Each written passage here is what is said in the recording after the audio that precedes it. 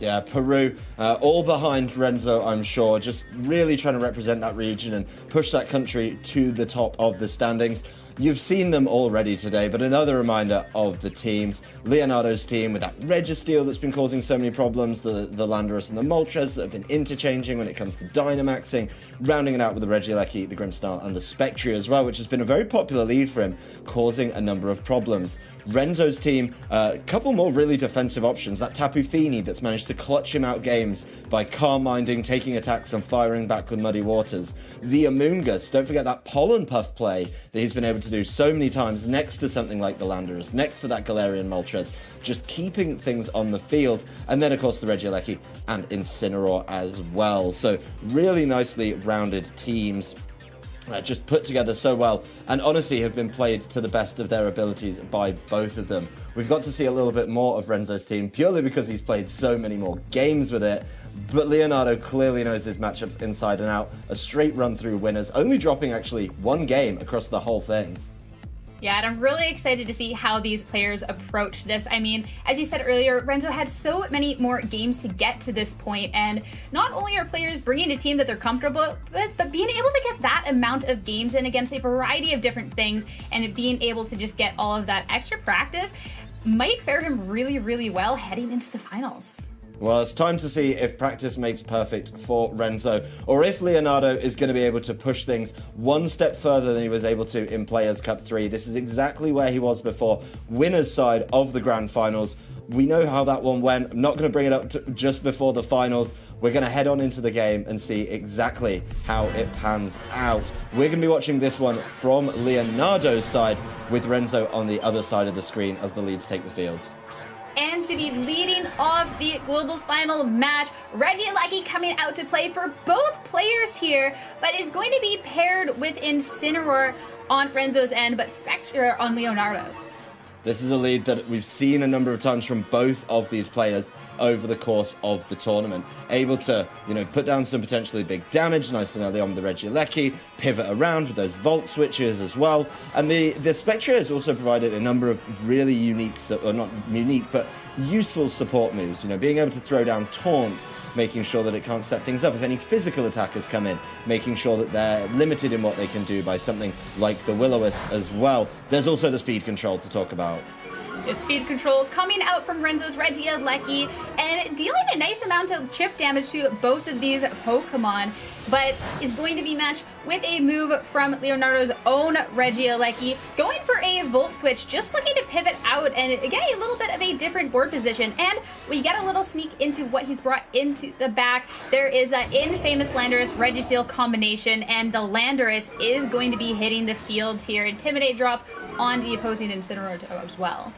Getting that Intimidate down really nice, and something we've talked about a lot throughout the course of this tournament is making sure your Landorus is in a premium position to be able to sweep through the game. Bringing it in after the lead and making sure that it doesn't get caught by something like the Intimidate on the opening turn of the game, really, really helpful. Incineroar just weaves in a little bit of extra damage with that Flare Blitz. No knockouts, and a reposition for Leonardo gets the Landorus in completely safely in the face of the Regieleki as well. We know about the Registeel in the back. We know there's that potential play where you just start throwing out the max airstreams, getting that Registeel up to speed as well. But you kind of want to, get that in safely as well. And that's something I think Leonardo is going to be thinking about a lot. Maybe trying to remove a couple of those threats early on and see how much this Spectre can do. I mean, it's still, even after the Electro Web, pretty fast. Renzo seeing this, realizing it's time for him to make an adjustment as well. Yeah, these Landoruses have been so big in the competition. All the pivots, being able to get those Intimidate drops, especially in the face of a Dynamax, which Leonardo is going for. Going for that early pressure here, getting that speed control, be oh so important. Being able to get the Intimidate down, though, was really important for Renzo. Making sure that this Dynamax Landorus on Leonardo's side isn't going to be as causing many problems as it has done in the past. It's been so good when it gets in cleanly, just setting up and causing problems. So that's a really big win there, I think, is getting that Intimidate down on his side. Started to pick up a knockout as well, and get his Regieleki off the field. So this is looking good for Renzo, but it's over to this Landorus. Yeah, speaking of a big win, being able to take care of that Spectre, we've seen how problematic it's been in the past, and being able to not only pick up the KO, but get the pivot into the Incineroar is so nice. We've seen Renzo do so much with that double Intimidate core, and sure enough, being able to put all this pressure on the Landers. Look how little damage that is doing to the Incineroar here at the Airstream. It is getting the Airstream boost, but that is a Life Orb Landorus dealing very little amount of damage.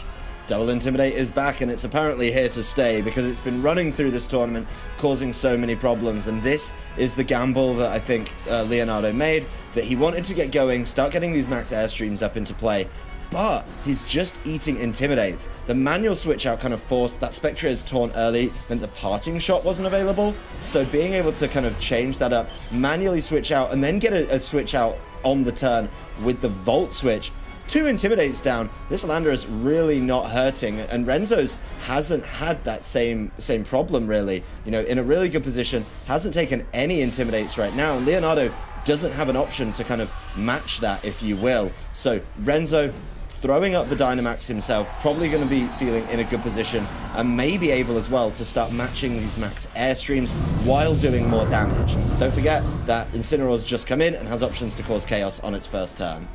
Yeah, Landorus can be so strong as an Intimidate or Dynamax option, but Leonardo using that up definitely puts Renzo in a good position to be maxing there, and Incineroar being able to be in a good position to go for that fake out as well. So Regieleki not doing much, and Airstream just dealing so little damage. Yes, Leonardo's getting that speed and is being able to get that speed control in this match, but Renzo has a Landorus to be able to match that, as we see here, going to be hitting to Landorus and doing a lot more damage. He's got to start matching and catching up with these Airstream boosts, and if you're going to be doing them in the old-fashioned way, just attacking each other as Landorus, you want to be doing more damage, and that is how important it is to keep your Landorus from being heavily intimidated.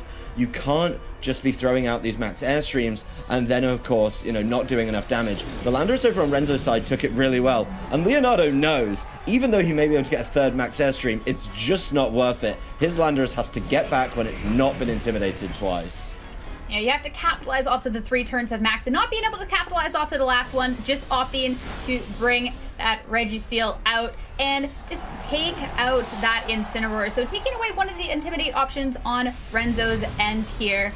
But Airstream, of course, coming out into the Registeel, but what a nice switch. This Registeel is going to take that very well.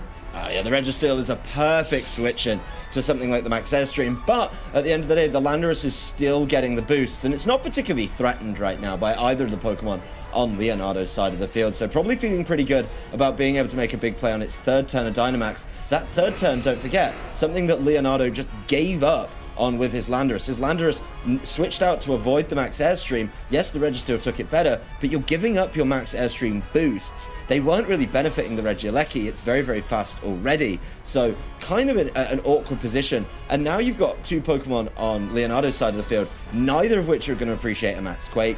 And to be honest, are going to struggle because of the 2 Airstream boosts that Landorus has already picked up. So forcing a safe play out of Leonardo here. Yeah, the Protect on the Registeel, not wanting to risk anything at all, as Regieleki is risking it all with a big attack into the Galarian Moltres, but it holds on, and it is going to be getting those boosts. You're going to see the Weakness Policy boost, and on top of that, the Berserk boost, so not being able to pick up that KO is so big, and in return, this Regieleki is being taken out. So you have the scariest Pokemon on Renzo's side here. You have a 3 Airstream boosted Landorus, and you have this Moltres with all the special attack boosts and the speed to match. Getting that extra speed boost, yes, a Max Quake probably would have been great to try and, oh dearie me, to try and get the, you know, a guaranteed knockout or even a knockout through the Protect. But knowing that your Moltres can take that Thunderbolt from Regieleki and stay on the field and get, that's now 5 boosts to the special attack. It gets the speed boost from that kind of cheeky Max Airstream, and that's going to make it very, very fast and very, very scary now. If it's able to connect in attack, which wouldn't shock me based on the speed boost that it got, it's just going to be picking up knockouts. It's got a spread move in Fiery Wrath, and it's just going to be able to tidy this one up. If, of course, the Landorus on Renzo's side of the field doesn't get there first, which is sitting on the field with 3 of the speed boosts as well. So a lot to answer with just this back 2 from Leonardo. We've seen Registeels put on a clinic in clutching out games, but I just don't think it's got enough in the tank. It's going to be up to Leonardo to try and weave in attacks and honestly, just avoid getting hit by this Moltres, because that Moltres is going to start taking knockouts easily on the Landorus. That Registeel isn't exactly safe either. I don't think there's any Pokemon that has much in the tank to deal with a +5 Moltres here. And Renzo's Landorus being able to fire off a Earthquake first is going to be chipping down that Registeel. And here it is, this Fiery Wrath. Absolutely terrifying, taking out both of Leonardo's Pokemon here. The scariest bird I've ever seen. And these 2 Pokemon are just snowballing this match. Oh yeah, 1 speed boost was all that Moltres actually needed, and was able, yeah, there was a nice little Earthquake, and the Registeel was like, yeah, I can take that. But the follow-up with the Fiery Wrath, yeah, you're not dealing with that one. Being able to come in and take that Thunderbolt from Regieleki, that's a big ask on the Moltres, but getting your weakness policy, getting the Berserk boost, and the Nasty Plot all in one turn, along with the speed boost from Max Airstream, absolutely insane. And the end game there just thought of very, very well. Must have been confident he was going to be able to get rid of that Regieleki, because if the Regieleki was there next turn, would have just been able to deal with the Moltres. But Renzo's setting up perfectly for this end game Moltres double knockout. Yeah, I mean, that was the most terrifying Moltres I've ever seen. A +3 Moltres, getting that weakness policy, getting the Berserk boost, that was terrifying enough. And Renzo taking that opportunity to set up even further, to just really close out that end game, to take the lead here, it was absolutely huge. So it's all on Leonardo now to how he's going to adjust into the game too. Let's get into this, because he needs to switch something up to make sure this Moltres in the back doesn't Fiery Wrath its way to a reset. And not gonna be a switch off the lead. We're gonna see for Renzo a Regieleki Incineroar, and it's going to be paired off against a Regieleki and Spectre on Leonardo's end. Yeah, nice and same and safe for both of these players, knowing exactly what they can do with this. I think the Spectre is probably going to be asked to put in a little bit more of a shift than it was the last time. Really didn't get much done before getting knocked out in that game, so has to be careful. And once again, the change has to be from Leonardo. Don't let your Landorus come in and get double intimidated. It's just not worth it at that point. You're not getting enough done with it when it's been intimidated twice. And then you had to give up your speed boosts and switch it out just to keep it safe from the opposing Landorus. So really got to watch that, really got to play around that, but no immediate switching on this turn. Incineroar this time around going for that fake out, but Electroweb going to miss off of that Spectre, is getting some more chip and, of course, speed drop onto the Regieleki, but not a miss you necessarily want. Does it speed still, though. Shadow Ball coming out, picking up a really good amount of damage onto that Regieleki in return. That Regieleki is going to get felled by another Shadow Ball. It's definitely going to be the faster Regieleki, though. At least the Electroweb landed onto the opposing Regieleki. But this now puts a little bit of awkward pressure on the Spectre. Does it go for the knockout on the Regieleki, which was only really good for pivoting last time, you know, landing those Volt Switches? Maybe able to Volt Switch away from one of these. Seems to be keen to just keep going with the Electrowebs, though, and make sure it's the fastest one on the field. Yeah, it's another speed drop onto Leonardo's Regieleki here, and bringing it right down to the red, real close to being AO'd, but not quite, as it gets to fire off a Thunderbolt in return into Renzo's Regieleki and taking it down once and for all. And Spectre, still faster, of course, having missed last time around with the Shadow Ball just for some extra little chip into this Incineroar. But Incineroar not taking that really well, and is just going to be pivoting out with a parting shot. This is actually quite good, though, for Leonardo. Getting rid of the Regieleki and being able to remove one of those quick pivot options, especially when it's the fastest Regieleki on the field, you know, could always see things, get out of there really, really early on, bringing in those intimidates when needed. So I like that Leonardo targeted that down quite aggressively, said, actually, that caused me a few problems, and now this could be a complete reverse of what we saw in Game 1. The Landorus on Renzo's side comes out first, so Leonardo knows if he brings his Landorus in at any point, which he could do with his Regieleki potentially pivoting out with a Volt Switch, you know, then he'd be able to get an Intimidate down on Landorus and give Renzo a taste of what it was like in Game 1. Of course, Renzo still has the Incineroar in the back that he managed to get away safely with the parting shot. No taunt shutting that down this time.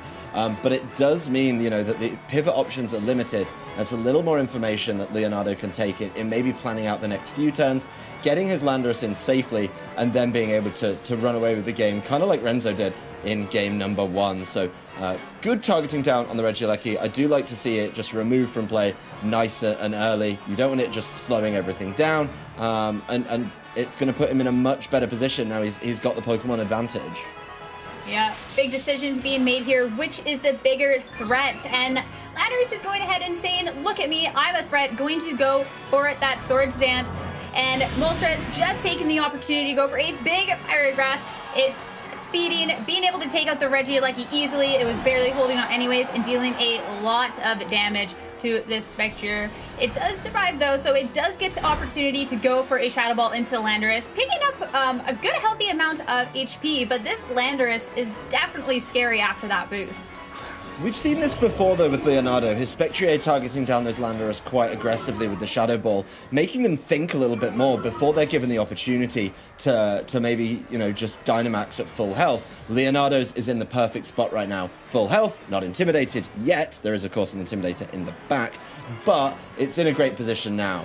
This definitely gives Renzo a choice. Do you maybe go for the Moltres as the Dynamax? I imagine it's still going to be the Landorus, and I do like that he prepared and thought ahead a little bit there by looking at it and Swords Dancing before that Intimidate came in. So he does have a little wiggle room, and he is technically, on paper, the stronger Landorus. But he's lower on health. Leonardo's hasn't been intimidated yet, and that's something he really needs to think about. No switching around this turn, though, as the Dynamaxes start coming through. Leonardo's moving first.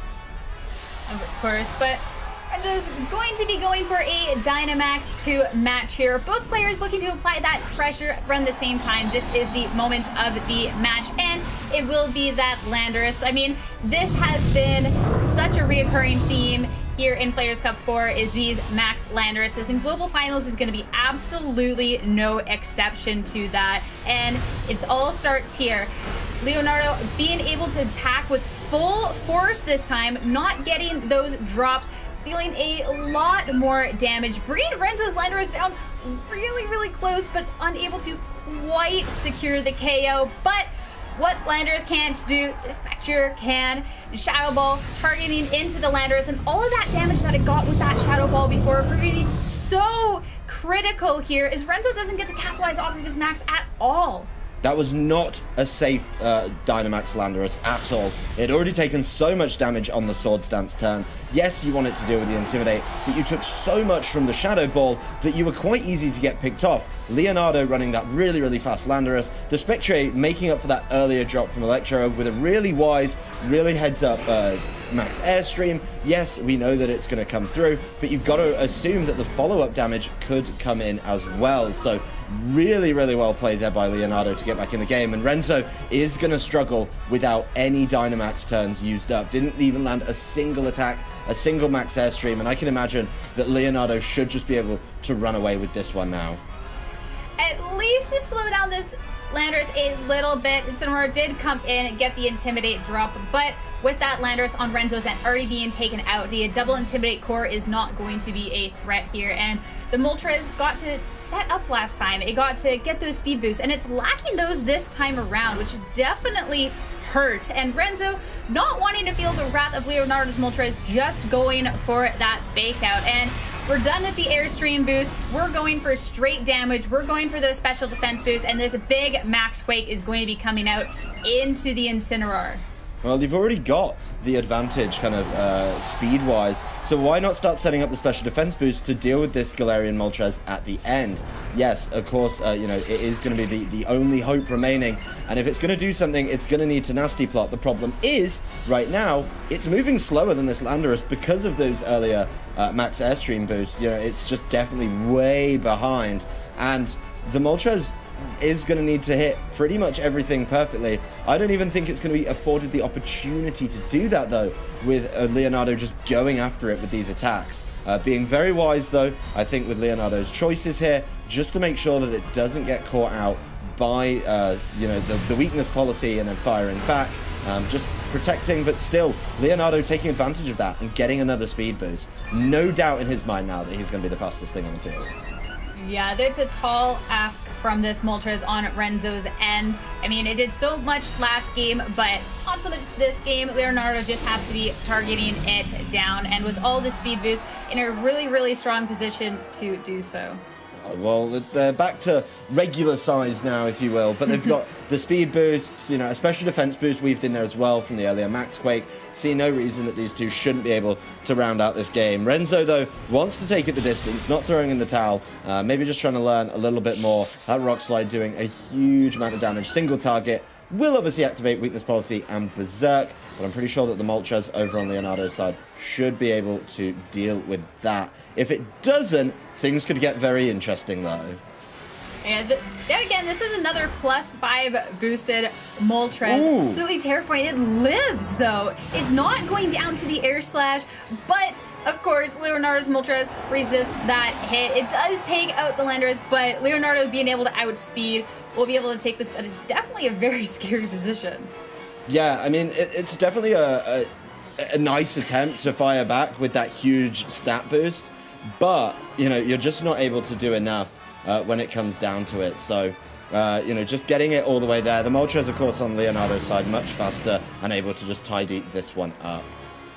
Of course, so we are going to be having a 1 victory on each side. Moltres proving to be so valuable in each match for each different player in different ways, but I think where it all went wrong for Renzo there was that max turn. That Landorus, you never want to waste a boost, but at the same time, you wasted the boost and the Dynamax going for that, and I can't help but think there maybe is better option, maybe that Moltres, or pitting it out to maybe wait it out, because that put Leonardo into the driver's seat to really start tearing that match away. Now, that turn was a bit of a shocker, really. I mean, you know, you took so much damage from the Shadow Ball, you went for the Dynamax, and you just weren't able to do anything with it. And it really comes back to how you play your Landorus in this mirror. Now, in that game, I really like the way that it was mixed up. I do like that Leonardo left the Registeel at home, but you want to be bringing your Landorus second, kind of, so you can avoid the Intimidates. And I think, you know, really Leonardo has to worry about it because of those Intimidates that there's 2 of.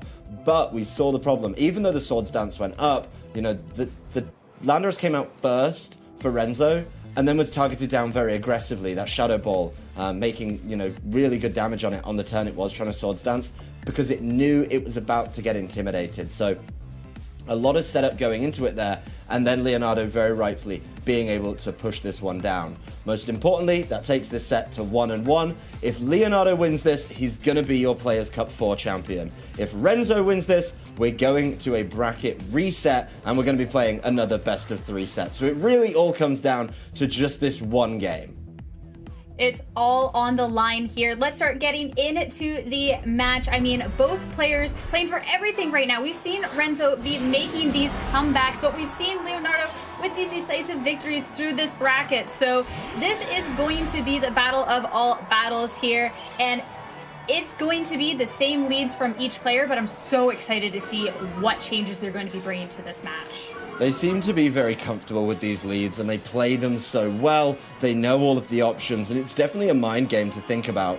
Renzo last time playing it very cautiously with his Regieleki, actually just throwing out the Electro Webs, and what I liked before was him having the option to deal with that, pivot it around a little bit, and be able to, you know, get an Intimidate in when he needed them. But both the Regieleki playing it safe. And neither player wanting to risk anything when everything is on the line here. It's just, I mean, out. It will be a Flare Blitz from Renzo's Incineroar into the Spectre, dealing some good damage to try and be chipping that down. The Spectre with those Shadow Balls did so much work in the last game, and the sooner it can be out of here, the better. I think the Spectre is a target that needs to be kind of respected a little bit there. Just definitely thinking about it and really, you know, you can't let it sit on the field and cause problems. You don't want the Will-O-Wisp to be there for when the Landorus comes in. So definite caution around the Spectre, and I like that change of priority from Renzo, realizing what a problem it can cause, doesn't want it to be trapping anything in there with something like the Taunt. So just going after it with a big amount of damage, really, really wise. And Leonardo using a bit of a pivot on his own Regieleki here. Yeah, a little sneak peek of what's at the back as well. No Registeel again this time around, knowing that Moltres is a very strong candidate to be getting this victory. And the Landorus will be hitting the field. Regieleki just targeting into the Spectre, though. The Spectre going down a lot sooner than last game, and that is going to be huge for Renzo moving forward into this match. And Incineroar, not taunted, gets to go for the parting shot onto Leonardo's freshly brought in Landorus, getting the chance to pivot out, but also starting it off with an attack drop. That's going to really start wearing down this Landorus, and it comes back to the point we were talking about between games. If you bring your Landorus in first, it's liable to get intimidated. That's one intimidator that we've already seen. It didn't get to intimidate the Landorus, but it got to land a parting shot on it. Now here comes the intimidate from the Landorus on Renzo's side. And guess what? His Regieleki still has Volt Switch and is able to get out and bring in the Incineroar for another Intimidate. So there's a lot going on when it comes to dealing with this Landorus. And as long as you're dealing with the opposing Landorus, if you're Renzo, your Landorus is pretty safe because that Regieleki that he's just put in can't do anything about it. It's definitely a weird position to be in. Being able to go for the max last time around with the Landorus was so big, being able to put that pressure without the drops, but bringing it in so early this time around, it's an intimidate or be intimidated type of world out there, and this Landorus is not looking so good, especially in the face of Renzo's Landorus, which has its full attack stat and has all of its HP. Well, now this forces a switch from Leonardo, which I think is something, if you're Renzo, you really want to be capitalizing on. Either a turn where he would be setting up Swords Dance, or just a turn where he, maybe is going to have to do less damage. You've got to take advantage of that. And Renzo didn't Dynamax this turn. Let's just think about what he's going for a second here. Now he's seen, of course, the Landorus leave the field. He gets a little more information before he makes his switch. Still brings in the Incineroar, wanting to keep what is probably his Galarian Moltres for a little bit later. So a lot going on there. And yeah, this Incineroar is going to take the Thunderbolt much better than the Galarian Moltres. It's going to be taking a Thunderbolt, but it's also going to be taking that Paralysis. And with that Incineroar being targeted into and Leonardo opting to switch, it means it's going to be a very free turn for Renzo to start setting up his Landorus. So sure, Leonardo has that Intimidate pressure in the back on the swap in, but it's only going to be bringing this Landorus down to a +1, which is still a very comfortable place for it to be. Oh, this Landorus on Renzo's side is terrifying. Only one Intimidator available on Leonardo's side. It's got a Swords Dance up, actually entirely for free. Think about what's happened in previous games. When the Landorus takes damage on that Swords Dance turn, it struggles, but it's now got away with it. It's got a full health bar. The Incineroar just switched in. Yeah, it got paralyzed, but it will have access to a little bit of Fake Out as well. So this may force a change-up of game plan from Leonardo. Maybe wanting to bring in that Landorus, but the Landorus on Renzo's side is about to do a whole lot more, I think. And the Landorus being forced in place of the Regieleki, if Renzo has read into this and is able to take advantage of this, this could get really dangerous really quickly. Oh, for sure. Positioning is everything, and Renzo being in a fantastic position to go for that Dynamax. Leonardo, of course, went for that switch, bringing that Landorus out, but despite the Intimidate, this is still such a fantastic target and so much better than last time around. It has an attack boost. It's taken absolutely no damage and is at no risk of being taken out. But Leonardo going to match with that Galarian Moltres. Love this adaptation from Leonardo, making sure that even though you had to switch in your Landorus, you knew that switching was going to be a difficult one. So mixing it up with the Dynamax. Very good team from both of them that has access to two good Dynamax candidates, and the Moltres can match those max Airstreams as well, so being able to make those plays and keep it up, really, really important. That said though, the Landorus on Leonardo's side, yeah, you got to intimidate it, but that's not enough. Yeah, Intimidate option now being completely wiped off of the field as a max Airstream's coming out from Renzo and is just going to easily clean up that KO. So that's a huge hit for Leonardo here. It's going to fire off an Airstream in return, but it's only bringing this Landorus down to about half. Yes, you're matching the Airstream boost, but you're going to then get that parting shot as well. So this is not the best position here. And this comes down to look how strong Renzo's Landorus is right now. +1, no way of bringing that down in the attack. at all. The next Pokemon coming in from Leonardo, you know, is the Regieleki, so you can just spend all your time dealing with this Galarian Moltres. And to help out with that, really wisely, the parting shot out from the Incineroar. Not only the parting shot out, you also get your Regieleki in, which is going to be able to do massive damage to this Galarian Moltres, and you know that you're going first with your Airstream, so you'll be able to get your Regieleki an Airstream boost as well. The Regieleki on Leonardo's side, just not a threat right now at all, because guess what? It can't touch this Landorus, so it's the only thing it can deal with is the opposing Regieleki, and the Landorus on Renzo's side probably just going to leave it alone for a little bit. Maybe if he could call a potential Protect or Max Guard actually from the Galarian Moltres, then throw down the Max Airstream at the Regieleki, Renzo could wrap this one up even quicker. But I think after that first turn, it's really in Renzo's favor, especially because this Galarian Moltres took the parting shot. Of course, but Renzo, looking to play it a little safe here, is going to go for that Protect on the Regieleki, and good thing as Regieleki on Leonardo's end targeting into it. So now Landorus on Renzo's end, free to fire off another Max Airstream, take out the Regieleki to leave this poor Moltres. Yes, it is in Dynamax form, but leaving it all alone on the field. Yeah, it's stuck on the field with a -1 in both of its attacks too, most importantly the special attack. Yes, it gets to match with the Max Airstream, but look how useful that parting shot was. That Landorus just doesn't care at all. And now that Regieleki's got to benefit from a speed boost as well. Gonna make sure it's just right back on top, even when the opposing Pokemon are throwing out attacks, trying to get that down. Leonardo knows if he wants to win it, take it all, he's got to win this game, so he is still very much going for it, but Renzo absolutely in the driving seat right now as Regieleki just gets to go after this Galarian Moltres. Yeah, Renzo going for it with a huge hit there, though it is going to be activating this weakness policy and the Berserk boost. We've seen how dangerous these can be, but first it has to withstand this hit from the Landorus. It's going to be a huge hit, and it's going to be taken out. Renzo taking down that Galarian Moltres, and is going to be taking this 2-1, and I think we all know what's about to happen next. It's the bracket reset. They're going to be playing again. Renzo, really good bounce back from game number 2, where he never quite got a footing in it, lost his Dynamax super early, and bounced back beautifully in